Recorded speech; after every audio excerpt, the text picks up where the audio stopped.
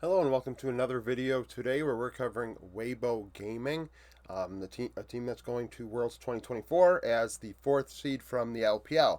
It's funny talking about LNG and Weibo back to back because, I have videos on my channel referencing how their seasons were not dead due to precedent back in spring when many thought that their seasons were over. Now, we get nitpicky and say, well, Weibo changed their roster. Well, that possibly could never have happened before. Right, Weibo wouldn't change the roster from spring to summer and then go on a run and go to Worlds. Right, that did not happen last year.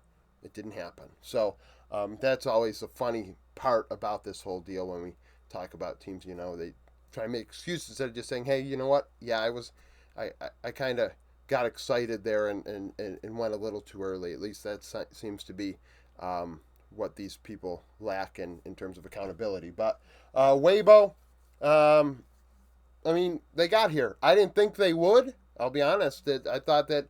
Their run in the LPL summer playoffs was certainly something to see. And then, I didn't think they'd beat JDG. I really didn't. And they somehow did. So, their last result last year, runner-ups. Only difference being jungle. Wait, that's wrong. Top and jungle. The Shy is not here. Um, Breathe in Tarzan instead of the Shy in Weiwei.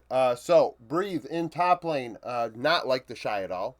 Did die a lot between season finals, summer playoffs and regional finals. They played 28 games, so keep that in mind. But 1.3 KDA, 8.4 CS per minute, and a 49% kill participation. I've referenced a couple players like that throughout this series, preview series, where we have players that have below half of kill participate, like below 50%. Breathe is one of them. Waybo do not fight around the top lane, or Breathe is in a side lane trying to make things happen, and apparently is dying a lot in the process. 1.38 damage divided by gold does return the favor, though. 21.3% of the team's damage and 21.1% of the gold. 3.21 vision efficiency, which is vision score divided by wards placed. On average, behind 278 gold, however. So that is something to think about. I expect him to he'll be fine internationally. 7 champions in 28 games. Breathe. He's not like Zika. Zika, like I said, is top 10 in the world. Breathe is definitely upper half. Probably top 15. But he, in my opinion, does not have that factor that the Shy definitely had last year, and even Zika, in that he could take over a game. I don't feel that with Breathe. He's kind of just up there and affecting the Rift in other ways. 12 and 7 internationally, 2.2 KDA, 8.7 CS per minute, and 46.6 KP. So goes to show, not involved. Breathe is on an island majority of the time. 1.12 damage divided by gold. His only Worlds appearance was at Worlds 2022, with RNG dropping out in quarterfinals. Jungle, we have Tarzan, one of the best in the world. I consider him top 5 in pretty much every one of my top 5 videos because Tarzan is that good in my opinion. He's very, very good at both facilitating and carrying. Now, doesn't get over the hump internationally, and a lot of people criticize him for that, but regardless, he dominates domestically. It's undoubtedly true that he dominates the LPL, and people just don't like hearing it. And it's unfortunate because they have their head in the sand. 2 KDA, 6.3 CS per minute, and a 72.7 KP, which leads the team. So he's the one making things happen on the squad. 1.52 damage divided by gold, which actually leads the team. He is the most efficient player in terms of ROI. 20.6% of the team's damage and 18.5% of the gold. 3.55 vision efficiency, which is a team leading stat. 59 gold ahead, 8 champions, 28 games. Internationally is 14 and 8. 3.4 KDA, 5.6 CS per minute, 66.4 KP. 0.96 damage divided by gold. Worlds 2019 and 2023 out in quarters with Griffin and LNG. And then 2021 out in group stage. Mid lane is Xiaohu. Xiaohu is second best mid laner of all time behind Faker. Definitely the second most decorated player behind Faker. Barrel has some worlds and things like that. And, well, I meant mid lane. In general, with all roles, he's probably top 5. The fact that he's won in multiple roles, in top and mid internationally, is a feat in and of itself that nobody else has accomplished. And we don't really know the next time somebody will accomplish that feat. It's definitely. Xiaohu is great, and I think his career is extremely underrated when people talk about like the elites of the elite. 1.9 KDA, 95 CS per minute, and a 62% KP. That's not to say he didn't struggle this year, because a carry-oriented meta is not really what I think of when I think of Xiaohu. I think of a facilitator. So for him to have to play champions like Zeri, Smolder, Corky, and things like that, that's just not Xiaohu. So that is what it is. 1.5 KDA, 25.9 damage, 23.7 of the gold, which is tied with Light for the most on the team. 3.52 damage divided by gold, down 100. 6 champions in 28 games. So not very involved. Gets resources, but is dying a lot, just like Breathe. Not great KDAs on the top side of the Rift. In his career internationally, 118 and 58. 3.1 KDA, 87 CS per minute, 66.2 KP, 1.17 return on investment. Worlds 2023, runner-up. 2017, semifinals. 16, 18, 21, and 22 quarterfinals. In 2019, out in group stage.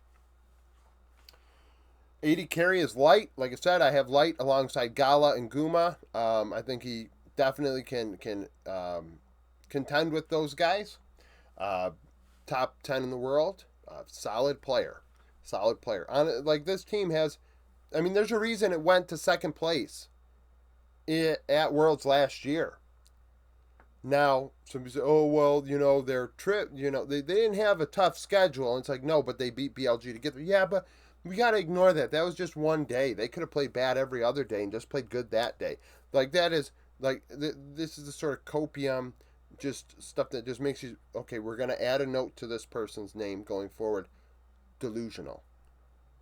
And thank God we have a Discord tag now, a role to acknowledge those that are delusional. So, Light, 3.5 KDA, 9.8 CS per minute, and 67 KP.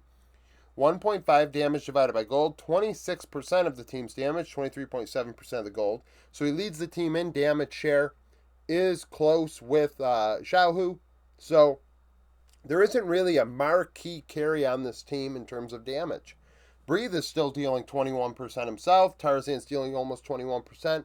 And that kind of share is not common amongst the teams here. 3, vision efficiency, 115 gold ahead. And when you combine that with Crisp, they're ahead about 80 gold on average. 6 champions, 28 games. Internationally, he's 18 and 12. 5.6 KDA, 95 CS per minute, 65.2 KP. 1.36 damage divided by gold. Worlds 2023, runner-up. 2021 with LNG, out in group stage. World champion, Crisp. A lot of people look at his falters and try and ignore the fact that he won Worlds. That's not possible. He did win with FPX. We cannot pretend it didn't happen. 1.2 KDA, did die a lot during summer playoffs. 70 KP, 0.66 damage divided by gold. I say this all the time with these previews, but in case you just only watched this one, I cite damage divided by gold for supports because there are more aggressive supports at this event, and there are ones that are even more passive than Crisp. So you just have to keep that in mind here, that there are going to be more aggressive 2v2s against your favorite team's 2v2. 1.87 vision efficiency, 6 champions, 28 games. Internationally, he's 27 and 17. 2.3 KDA, 70.7 KP. Worlds 2019, winner with FPX. 2013 runner-up, 2023 runner-up, and 2021 out in group stage. I believe that's wrong. No, it's not. FPX dropped out in group stage. Danny is the head coach, 32 and 16, also a world champion, on the staff with it was actually Damwon Gaming at the time.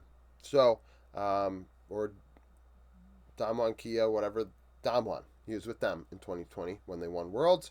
And then runner-up last year and quarterfinals in 2022. So, there are some things to like about this team. It is a competitive team.